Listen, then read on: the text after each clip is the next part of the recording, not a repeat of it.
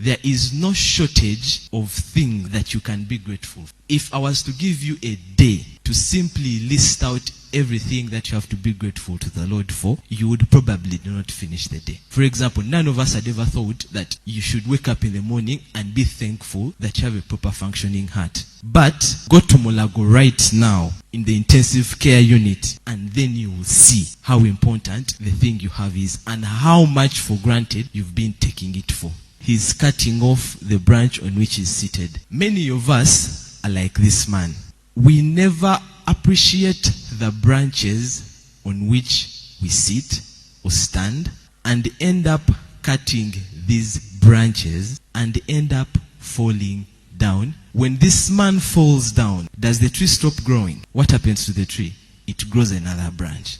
It is the man who falls. But if you try to understand, why is this guy cutting off the branch on which he's seated? He does not realize how important it is to himself. He sits on a branch, does not acknowledge that the branch is giving him the support which allows him to cut the branch, and as a result, he takes it for granted, he despises it, cuts off the branch, falls with the branch, but the tree on which the branch has fallen does not fall. It keeps on growing. That is one of the examples of what being ungrateful does. The theme of rewriting your story is pretty much in every book in the Bible.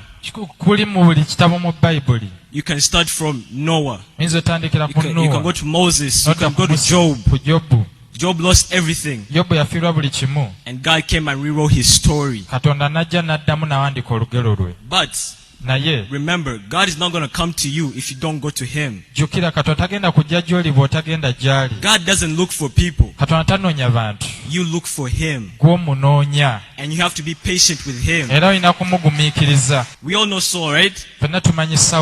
Saul in the Bible was one of the worst men. He killed God's people.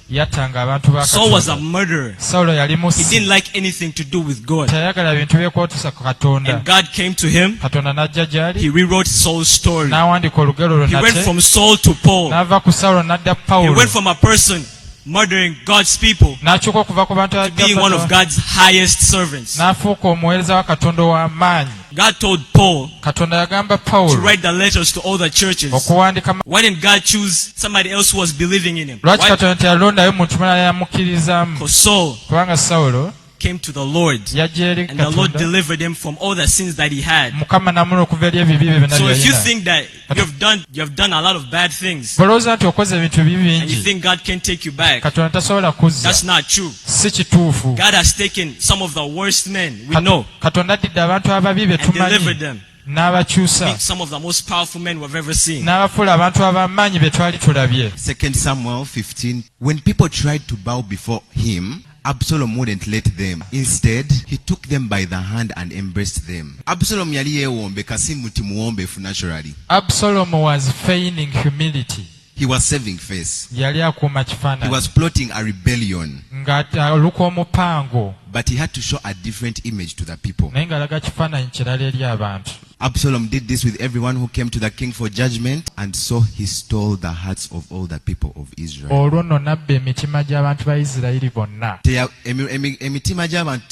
Because he was a good person. He didn't capture people's hearts because he was good, but because he was a hypocrite. The Bible, when you continue reading that verse, that scripture, again there were King David namugamba, I want to go to Hebron to offer sacrifices. He goes to King David and says,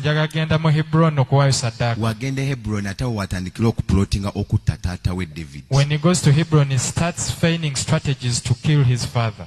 In the public, he's a good person.